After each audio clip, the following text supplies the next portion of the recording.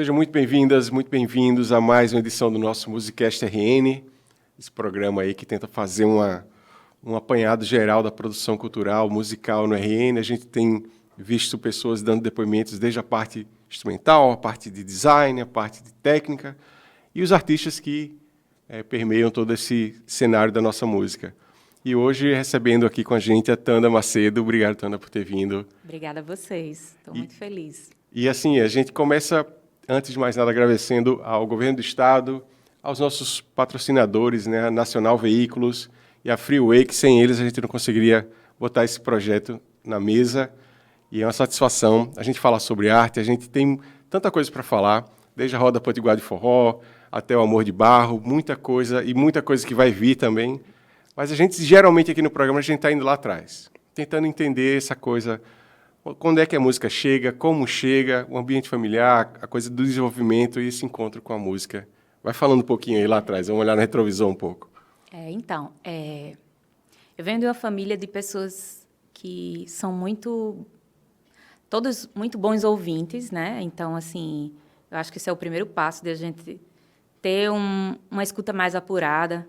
E meus pais sempre ouviram músicas boas, meus avós, e sempre alguém tocava na família, mas não profissionalmente, né? Eu tenho uma tia que tocava sanfona, pequenininha, tem outra tia que toca violão, é muito bonito a maneira como elas fazem. Então, eu cresci vendo tudo isso. Meu avô era da Academia de Letras, então a gente ia muito ao lançamento de livros. Sempre teve a arte muito presente assim na minha família. Meu pai cantava Elino para mim, Elino Julião.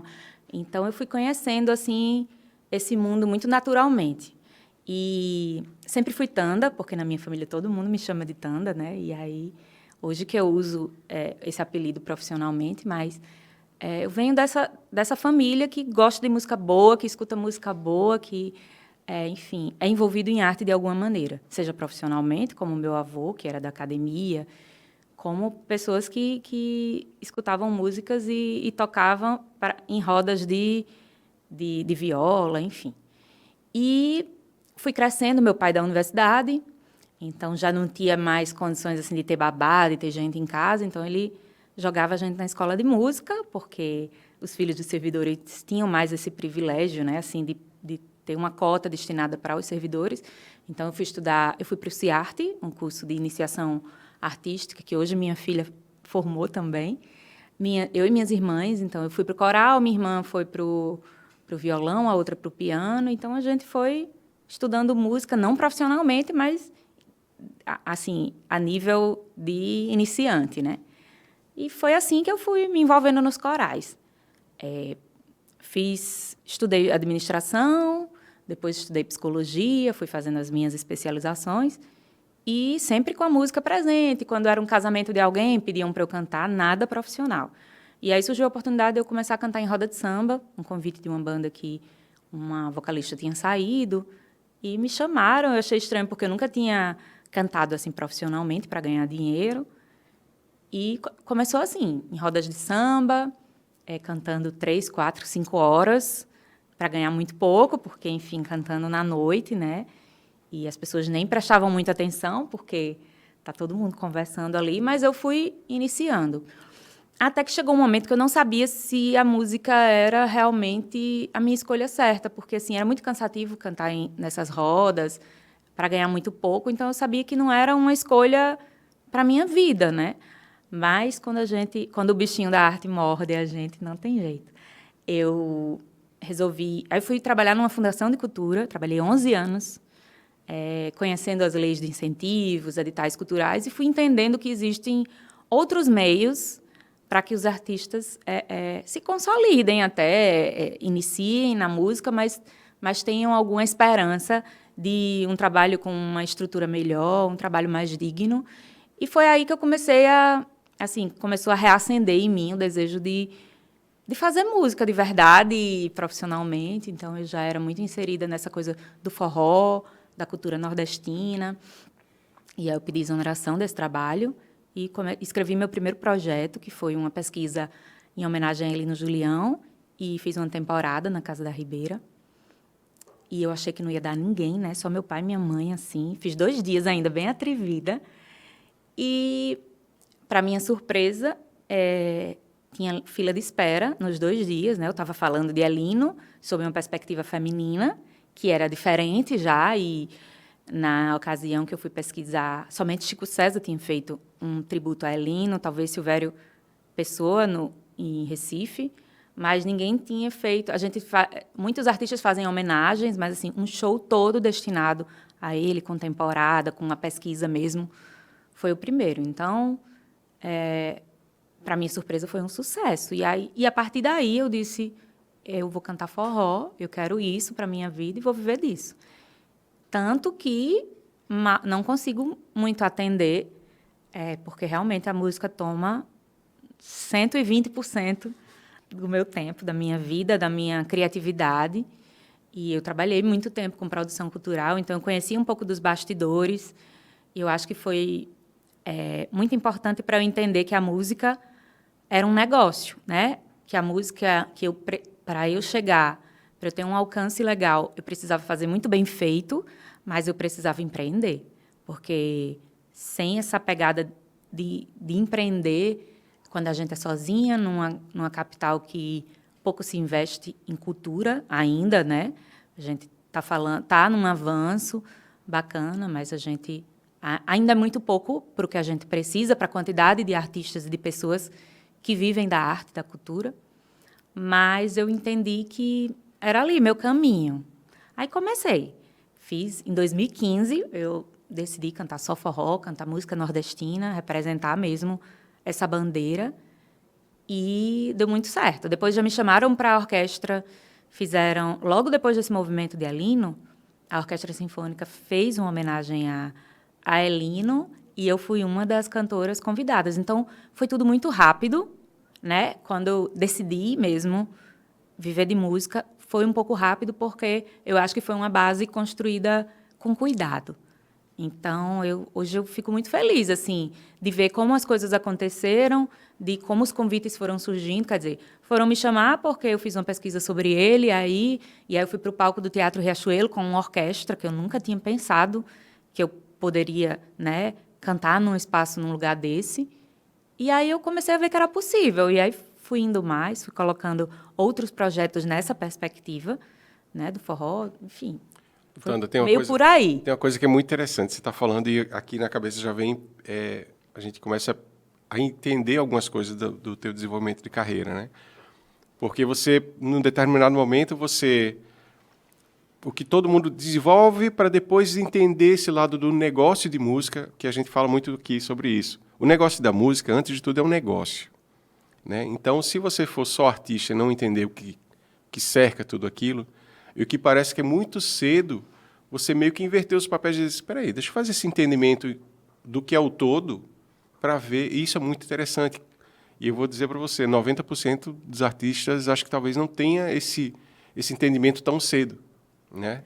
Mas eu queria voltar um pouquinho só, você menciona o samba ali no começo, mas qual é quando você fala em o que é que te toca mais, te emociona mais? É realmente esse ambiente da música do forró, do Nordeste, essa coisa mais enraizada? Como é que é o gosto musical teu, assim, de formação também? Eu sempre ouvi música boa, né? Assim, eu fico entendendo que o forró, ele tá dentro da MPB, porque assim as pessoas entendem que o forró parece que é uma coisa à parte, e a gente vê quando o Dominguinhos entra com a sanfona, passeando ali no jazz, né, na MPB, tantos artistas, a partir de Dominguinhos, que abriu esse caminho para Gilberto Gil botar sanfona, para Caetano, muitos artistas foram acompanhados de Dominguinhos, e eu acho que isso é um divisor de águas para a gente falar do forró enquanto música popular brasileira, né? E não como algo à parte. É lógico que ela é defendida majoritariamente por nordestinos, mas hoje já nem tanto, né? A gente vê as pessoas fora do país ouvindo forró e curtindo a sanfona. A gente vê parece que o Nordeste agora está na moda. Na verdade, o Nordeste está sendo descoberto, né? Parece que ele está nesse caminho de descoberta dos Nordestes, dessas representações que são múltiplas, que são muitas, e o forró está dentro deles, porque tem essa representação muito simbólica da sanfona, do sertão, mas eu entendo que o forró está dentro da música popular brasileira, e é um universo muito maior, meu coração é muito dessas raízes nordestinas. Eu sempre ouvi muito, né? Quando eu fui entender a obra de Elino, aquilo me tocou muito profundamente. Se você for ouvir uma música de Elino hoje, ela é muito atual, né? Para gente que vive num lugar onde as pessoas não entendem muito bem o que é o Nordeste, se não vivê-lo. E a roda de samba, o samba, que também eu entendo que está na música popular brasileira, ele me abriu portas. Foi no samba que eu me descobri cantora, assim, a música popular brasileira me toca como um todo. Eu nunca defendi, e aí não é nenhum preconceito, é realmente por não saber e não entender, eu nunca defendi a música cantada em outro idioma, porque não me toca, eu gosto de passar uma mensagem, e eu entendo da mensagem da música popular brasileira melhor, e aí quando a gente entende, a gente passa também essa mensagem melhor. E aí eu entendo que a música como um todo, a música popular brasileira, me toca muito. Eu gosto muito de estudar, de entender onde começou, por que o forró é assim, por que as pessoas defendem dessa maneira. Hoje eu estudo muito forró, eu estudo muito cultura nordestina. Eu estou relendo até o livro, que ele é a Invenção do Nordeste, e me identifico muito, né? Eu emprestei a um amigo que não me devolveu, né? Vou até fazer um apelo aqui.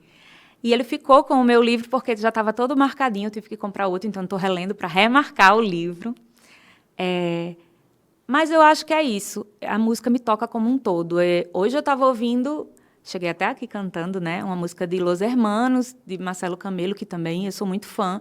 Então eu não tenho muito, assim, lógico, meu coração, a minha mensagem, eu passo a mensagem em músicas que tenha a sanfona nessa formação melódica. Eu acho muito bonito, eu acho que representa o forró. E hoje eu vejo que qualquer música, e aí depois de Dominguinhos eu entendo por quê, a gente pode tocar com sanfona. Então, assim, na verdade eu gosto da música popular brasileira que tenha algum elemento nordestino, sabe? Seja na maneira de cantar, na maneira de passar a mensagem, enfim. Eu sou muito apaixonada pelo universo da cultura nordestina. Mas eu canto samba, com sotaque potiguar também, se botar, eu canto o que vier. Mas, realmente, eu tenho essa preferência, se a gente, para cantar, para pesquisar e para passar a mensagem, eu tenho muito essa preferência do forró, sim.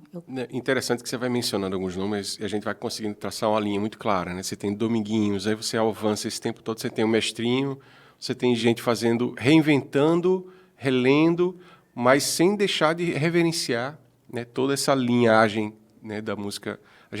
Se a gente começar a falar aqui, a gente passa 3 dias falando de Hermeto Pascoal, a Sivuca, a todo mundo que está envolvido dentro da gênese da música nordestina como um todo. E eu concordo demais. Se a gente começar a botar em quadradinhos, a gente limita, né? E é muito rica. Música nordestina, ela não é tão fácil de identificar como as pessoas imaginam. Né? E eu fico pensando assim, eu faço muito videozinho, quem me acompanha no Instagram, assim, eu faço muito videozinho curtinho de músicas. Majoritariamente eu faço músicas de forró, porque é um universo que eu conheço melhor. Mas uma música que me toca, que eu faço também com uma sanfona, e não necessariamente ela é desse universo, mas eu consigo trazer de algum modo, porque nessa maneira de passar, né? Acho que eu sou muito representada pela cultura nordestina, e aí as pessoas se identificam às vezes com isso, e muitas pessoas falam: poxa, Tanda, é legal que você canta com sotaque, você não chia, você... Enfim, até na maneira da gente expressar, é uma maneira de defender a nossa cultura também, de reconhecer no mapa de onde é aquele artista, eu acho isso importante também. E as pessoas falam assim: mas essa música não é forró, e você colocou, né? Não, eu canto música popular brasileira. Lógico que ficou, assim, meu trabalho ficou mais conhecido com a Roda Potiguar de Forró, que é um projeto que eu defendo muito, que desde a concepção até o pós, ele é todo pensado na defesa da cultura nordestina e potiguar. Então, as pessoas talvez me reconheçam muito por isso, mas não necessariamente é limitante. É limitante, né? É isso que eu fico tentando explicar, mas algumas pessoas entendem e perguntam e questionam, e eu acho isso muito legal. E outras pessoas ficam, então você não é cantora de forró, mas eu acho que o forró está dentro da música popular brasileira e a gente defende. E aí você levantou essa bola, eu quero entrar só para entender essa gênese da roda potiguar de forró. De onde eu já entendi que a pesquisa faz parte de quem você é como artista. Me fala um pouquinho dessa observação de identificar que existia esse espaço a ser ocupado ali. Me fala um pouquinho. Então, a Roda Potiguar de Forró, eu comecei, né, em 2015 com esse trabalho com a Elino e aquela inquietude de poder fazer mais, de cantar mais, de representar mais a cultura nordestina. E em 2018 eu engravidei, tive bebê e fiquei muito em casa, né, nessa coisa da maternidade, de maternar, cuidando da minha filha. E eu tenho TDAH e a minha cabeça, ela não para, né? E aí foi quando eu pensei, tive a ideia de fazer, inspirado nas rodas de samba, um projeto que pudesse ter o forró, mas ter essa leveza das rodas de samba que a gente vê em todo lugar, inclusive aqui na cidade a gente vê e é muito bem representado o samba, né? Seja nas rocas. Eu acho muito bonito a maneira como os sambistas aqui da cidade, eles se unem para defender esse gênero e festejar. E eu fiquei pensando nisso, por que não a gente colar um pouquinho ali do universo do samba como uma maneira mais leve de apresentar o forró. E aí eu pensei nisso, mas inicialmente eu pensei como um espetáculo, sabe? Que a gente pudesse pensar em cenário, que as pessoas pudessem ficar sentadas, bem acomodadas. Eu penso muito em mim, quando eu vou, como espectador, quando eu vou criar algo. E eu vi na primeira edição, que foi em 2019, veio Santana, enfim, muitas participações, pessoas de muitas faixas etárias, pessoas mais velhas. E eu entendo que é confortável ir para um teatro em que você consiga estacionar e sentar, então isso me deixava muito tranquila. De 2019, 2020 veio a pandemia, a gente teve que adaptar ali para o universo do cinema, né, do audiovisual, e a gente fez uma websérie contando a história do forró também, até voltar à normalidade, assim. Hoje a gente faz os dois, a gente tem a Roda Potiguar de Forró de maneira híbrida, e é preciso expandir ainda para a rua, para a roda de rua mesmo. E foi interessante que eu comecei a ver as pessoas dançando num lugar de plateia e falavam muito, faz a pista, faz a pista. E eu ficava assim, poxa, mas aqui eu entendo que o forró também pode ter esse lugar de espetáculo e que é legal que as pessoas entendam também que a gente preparou muito bem pensadamente, assim, com roteiro, com tudo, um espetáculo. Mas eu entendo também que as pessoas queiram dançar. E aí, esse ano, a gente fez uma proposta híbrida, deu certo, ninguém saiu chateado. Muito grupo de dança já acompanha o trabalho da gente, seja na rua, seja no teatro, o Forró na UFRN, Evidance, pessoas que querem sair para dançar, que a gente hoje tem muito poucos lugares para sair para dançar forró. A gente teve um movimento ali do Forró da Lua, do Forró do Pote, que eram 2 espaços muito significativos. O Forró da Lua está voltando aí. E tivemos um movimento também na Ribeira, com o Bando das Brenhas, que nas quartas-feiras ali no ateliê fazia, também foi um movimento muito bem frequentado, nas quartas-feiras sempre lotava. Então, existe espaço, existe demanda para o forró, e eu acho que há ainda poucos projetos que apostem nesse gênero como um lugar que vá se consolidar num calendário da cidade, de repente. E eu acho que isso abre também espaços para que as pessoas lancem olhar, tem demanda, vamos fazer isso, vamos fazer mais projetos de forró. Eu tenho essa esperança que aumente aí as possibilidades. Legal. Antes de a gente falar um pouco mais do Amor de Barro, que eu quero falar um pouquinho bem dele, assim, uma coisa que eu notei muito nas pesquisas que a gente fez são as parcerias, né, que foram desenvolvidas de uma forma ou de outra. Né? Você tem uma muito celebrada com o Valdones. Eu queria falar também para você sobre essas parcerias e como é importante para você dialogar com esses artistas também. Eu Eu fico pensando, desde 2015, quando eu fui fazer lá o projeto de Elino, eu pensei o seguinte, como eu estava começando na música, eu já conhecia muito como espectador, muita coisa aqui da música potiguar, eu escolhi os profissionais que eu considero assim os grandes profissionais aqui da cidade, né? Quando o Jubileu abraçou minha carreira para dirigir musicalmente, enfim, isso foi muito importante, porque essas parcerias que faz com que as pessoas parece que valorizam mais, né? Eita, ela tá.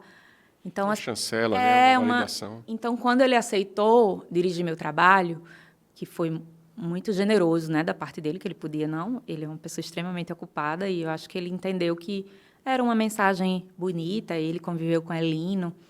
Acho que ele entendeu um pouco do meu universo muito de cara e aceitou essa parceria. Então, a partir daí, muitas portas também se abriram para mim. Foi mais fácil das pessoas aceitarem e colaborarem, enfim, entenderem o meu trabalho, porque ele foi, como é que eu posso dizer, decifrado muito bem por Jubileu. Então, essas parcerias que você falou foram muito importantes. Na pandemia, Cristal já era muito minha amiga e a gente fez algumas composições na pandemia, via WhatsApp mesmo, assim, em casa. Foi aí que surgiu Amor de Barro, a música. E aí depois eu entendi que seria o título do disco. Depois a gente fez o clipe lá em Timbaúba. Então, todas essas parcerias, quando elas são de verdade, né? Porque assim, muitos artistas se juntam para fazer aquele trabalho pontual. Todas as pessoas que eu me junto são pessoas que eu tenho alguma história, né? E Cristal, a gente fez essa e mais 2 composições.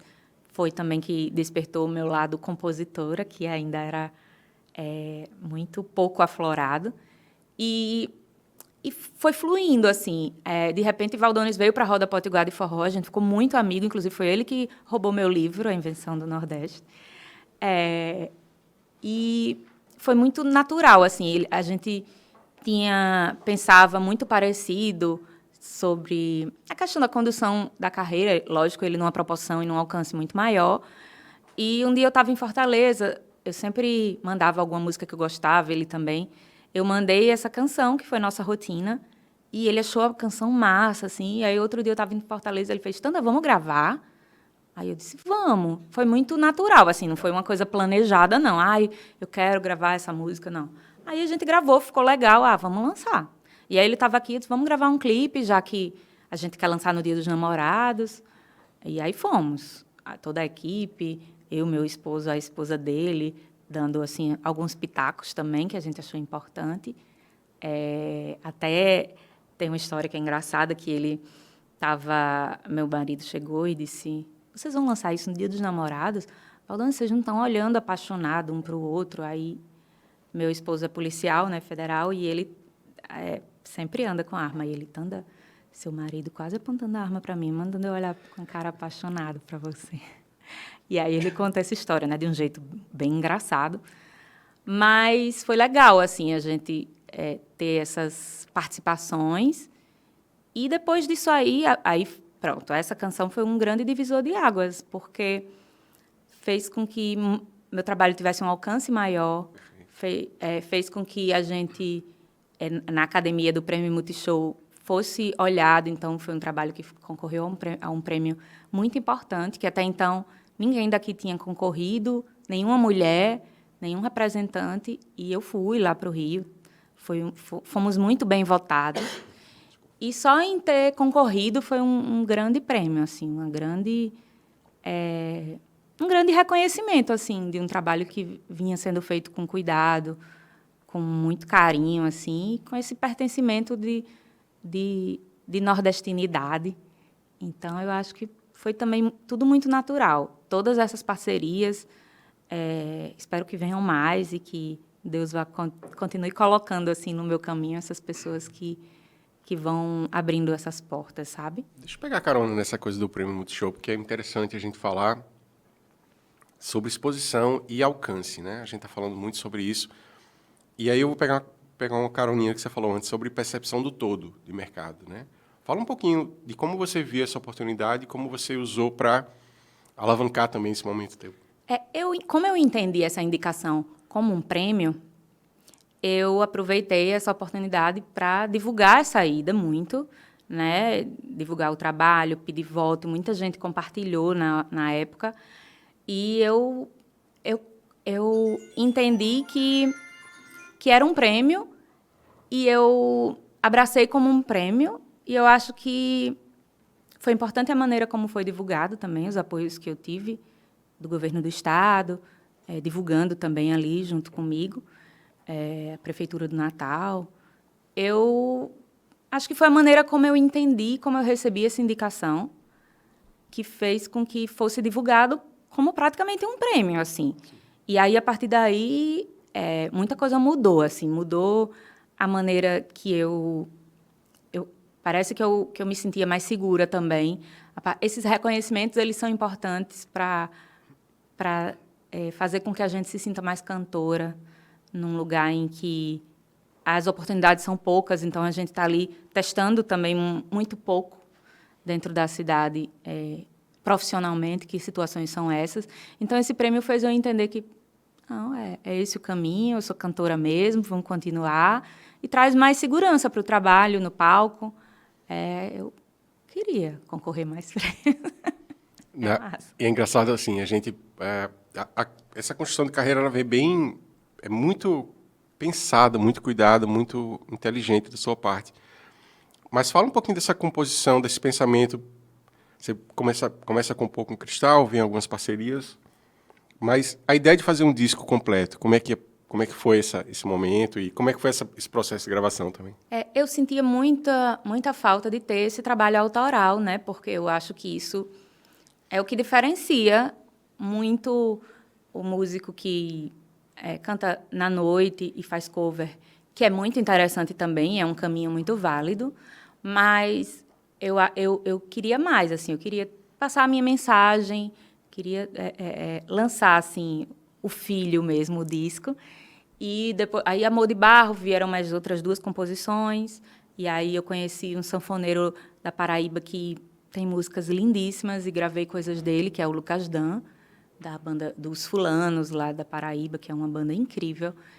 E eu fui entendendo que eu precisava também registrar meu trabalho, né, e sair dessa zona de conforto, que era, para mim, uma zona de conforto, só cantar mais o cover, né, representar o Nordeste, mas eu queria também a minha mensagem ali, minha identidade, meu carimbinho. E foi aí que eu decidi que era a hora de gravar o disco. Assim, a gente já estava numa maturidade, a banda sempre foi a mesma. E aí existia uma banda instrumental aqui, que existe, assim, eles se juntam geralmente para algum trabalho, que é o Candeeiro Jazz. E eu acho que é isso. Eu acho que eu sou muito atrevida, porque quando eu quis gravar com o Candeeiro, para mim o Candeeiro Jazz é um dos grupos instrumentais mais incríveis que eu já ouvi, assim. E aí eu fui falar com o Jubileu. O Jubileu queria muito que fosse o Candeeiro Jazz, que é Jubileu, Serginho Groove e Zé Hilton, né? São só eles 3, mas assim, o disco parece uma orquestra e só temos 3 músicos praticamente no disco inteiro. Groove faz muito percussão com corpo, com boca, e você escuta e pensa que é uma percussão de fato. E foi assim, eu chamei o Candeeiro Jazz, o Jubileu falou com os meninos, eles toparam. O disco todo também valoriza essa parte instrumental, sim, que eu acho importante. E aí eu acho que não tem como dar errado, né? Assim, quando a gente pensa nisso com bons profissionais, com pessoas ali que estão dirigindo o seu trabalho e têm um olhar muito correto das coisas, né? Jubileu é muito correto, ele valoriza muito o cantar do artista. Jubileu, ele consegue captar, assim, e respeitar muito o meu modo de cantar. As nuances estão muito preservadas ali. Exatamente. E ele fala assim, não, Tanda, seu trabalho é assim, muito delicado, suave, e com esse brilho do candeeiro, né? Que foi, assim, uma grande honra. Eu nem sei como vai ficar o segundo trabalho depois desse, porque o primeiro, ele ele diz muito do que você quer e tudo, e agora a gente precisa manter, né? Eu já estou em pesquisa com o segundo disco e um single agora que a gente vai lançar, mas sempre pensando nessa questão do respeito à parte melódica, à parte instrumental, que eu acho que embeleza muito, abrilhanta muito, quase que tanto quanto o cantar, assim. Eu penso que as duas coisas são muito importantes. A maneira de cantar e a parte instrumental e melódica do disco, acho que tudo passa mensagem. É o conjunto que vai dizer se... E esse entendimento da parte instrumental com o seu cantar que vai fazer com que o disco seja gostoso de ouvir. Eu acho que foi isso, assim. É um disco que eu escuto e eu gosto ainda. Eu sei que sempre quando a gente... se eu fosse regravar, eu queria mudar isso e tudo, mas, assim, é um disco que até hoje eu escuto e eu escuto com carinho, assim, foi bem feito, assim. Eu não tenho nenhuma frustração e nada de que... isso não ficou bom. Não, foi um disco feito com muito cuidado, sabe? E é interessante que ele conecta com tudo aquilo que você falou, do que se escutava no ambiente familiar, nas referências que eram trocadas ali no momento muito de formação. E aí, quando você faz esse tempo e espaço e vem lá na frente no seu trabalho e fez assim, não, peraí, a música vai ter o cuidado com o arranjo, a manutenção da característica, para mim, eu acho muito importante. Né? Como você falou, eu não vou cantar chiando, não vai ter chiando, vai ter o sotaque como assinatura do meu trabalho. Isso é muito característico teu. E aí você soltou um mini spoiler no meio, já está pensando no próximo, já tem data, já tem... Como é que esse processo, em que etapa que está? Eu estou em fase... Tem alguma coisa que vai ser autoral, mas a gente está... O ano passado eu fiz 40 anos e eu fiz um show de 40 anos que chamou-se Cantorias, que eram músicas que eu gostava de cantar, que não necessariamente elas estavam na roda de forró, porque a roda de forró é muito característico, a gente tem 2 sanfonas, é realmente um lugar e um espaço para defender o forró. Esse show que eu fiz, o Cantorias, foi um show de, agora é meu aniversário, eu vou cantar o que eu quiser, né? E não ficar muito presa nessa coisa da roda, mas foi um show que eu fiz com sanfona e com jubileu nas cordas, somente, voz, sanfona, e foi no teatro. E aí ele acendeu um monte de coisa na minha cabeça, de músicas que eu ouvia a minha vida inteira e que eu gostaria de trazer para essa pegada mais acústica e com a sanfona, porque eu acho que a sanfona é um elemento meio que obrigatório, mas não imposto, assim, no meu trabalho. Eu realmente não imagino cantando algo que não seja com essa pegada de sanfona, de viola. E aí eu fiquei com isso, e acho que isso diz um pouco do meu próximo trabalho, assim, músicas que eu gosto de cantar e que não necessariamente elas, músicas que mexem na memória afetiva minha e das pessoas que estão ouvindo e que elas dá para entender que é outro arranjo, mas é uma música que foi muito massa e passou, as pessoas não escutam mais, enfim, por causa do tempo, e que eu conseguiria trazer de volta, assim, sabe? Eu penso muito nisso. E essas regravações a gente vê como está em alta, né? Quando a gente vai pesquisar também nesse mercado fonográfico, que é que tem chamado muita atenção, essas regravações com a roupagem mais leve, né? Menos instrumento, que valoriza também a voz, mas dialoga aí com essa parte instrumental mais simples. Eu fico entendendo que tem espaço também.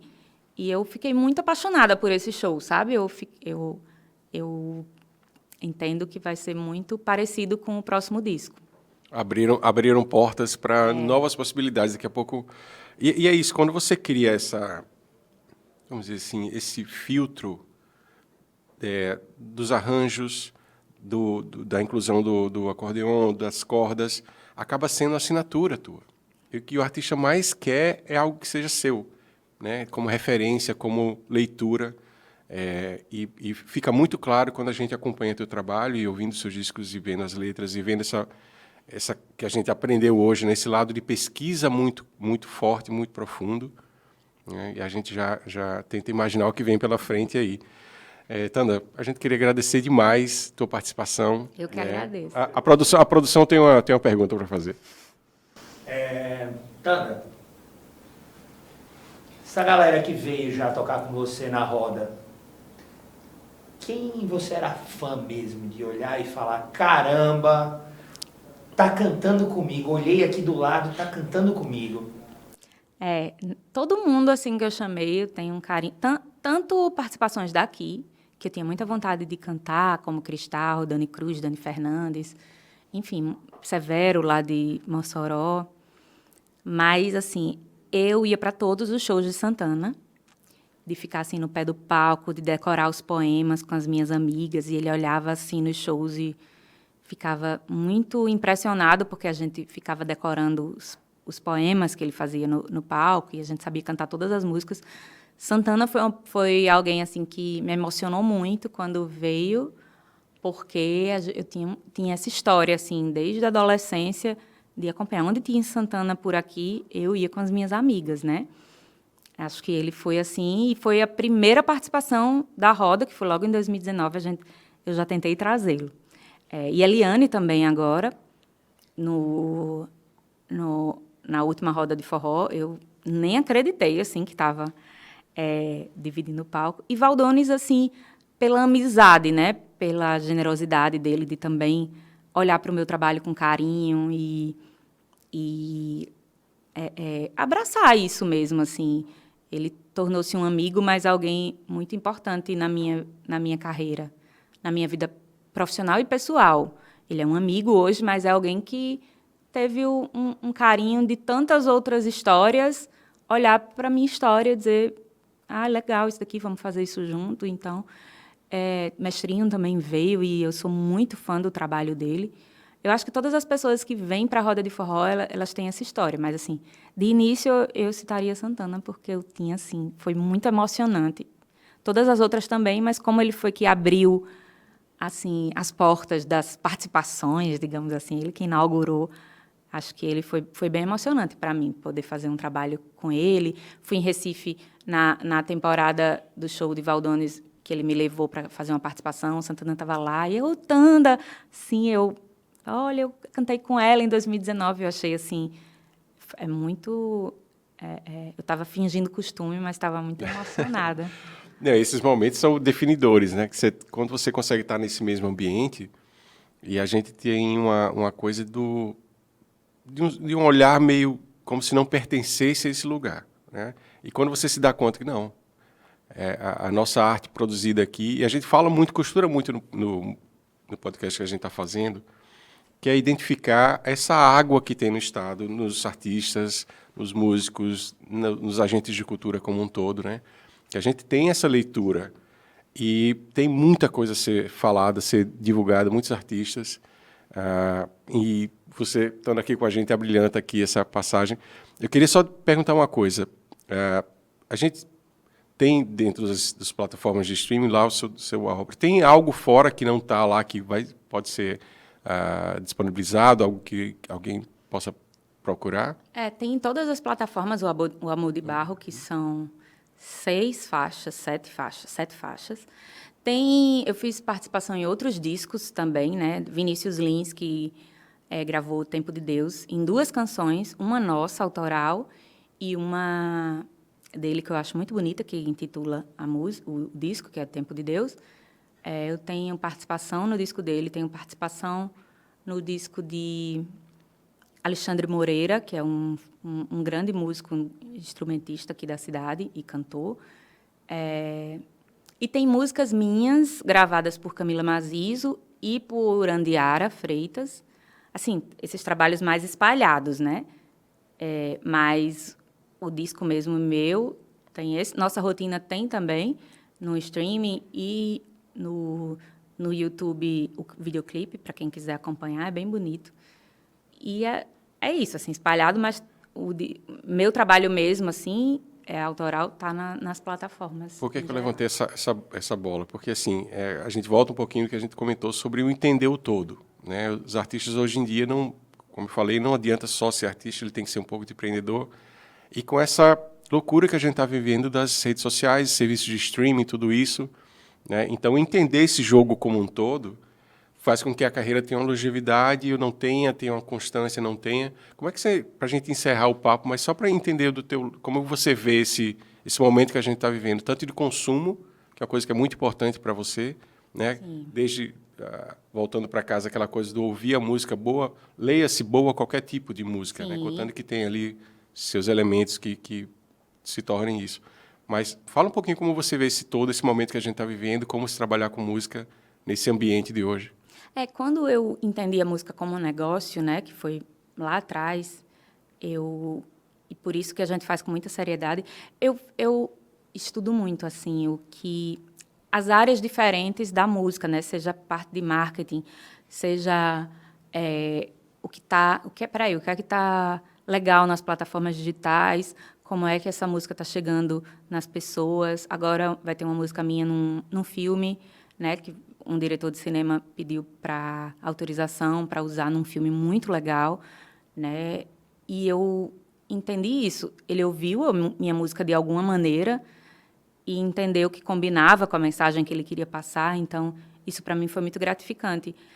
Eu não pensei nisso assim, mas eu começo a entender assim que essa música bem feita, ela pode estar numa trilha, ela cabe em qualquer lugar. Quando você faz uma música que ela cabe em qualquer lugar, seja do simples a coisa mais sofisticada que tiver, eu acho que os espaços são maiores para ela. E quando eu digo entender a música como um negócio, é porque, ainda que eu não faça tudo, eu preciso entender de tudo. Eu preciso entender quem está fazendo o tráfego da minha música, eu preciso entender, até para eu entender como eu vou cobrar daquela pessoa e como eu vou investir financeiramente naquilo, entendendo, assim, desde a pessoa que faz a capa do álbum, que desenha o cenário, eu estou presente em tudo.